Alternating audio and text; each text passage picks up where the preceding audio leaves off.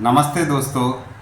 हमने आपने इस बात पर कभी गौर किया है, यह बात सोची है कि हमारे माता पिता किन परिस्थितियों से गुजरते हैं। उन परिस्थितियों का कभी जिक्र अपने बच्चों से नहीं करते हैं और हम शायद यह बात समझना भी नहीं चाहते। लेकिन भविष्य में जब हम माता पिता बनते हैं, उन परिस्थितियों से गुजरते हैं, तब हमें आभास होता है, एहसास होता है कि हमारे माता पिता ने उन परिस्थितियों का कैसे सामना किया था। इसी बात को ध्यान में रखते हुए अपनी एक कविता आपके सामने पेश कर रहा हूँ।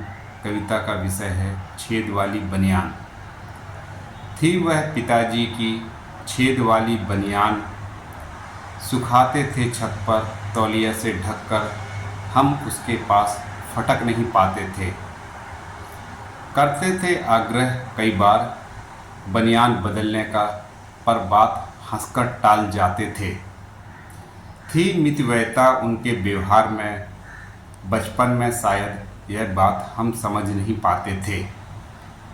देते थे हम कंजूसी का नाम, घर के मुखिया का त्याग, तब शायद समझ नहीं पाते थे। हो गए कई साल, अब हम भी पिता कहलाते हैं, समझ गए हम अब छेद वाली बनियान पहनने का राज।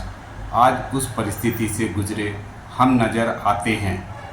कहते थे जिन्हें हम कंजूस पिताजी, आज वही आदर्श हमारे कहलाते हैं।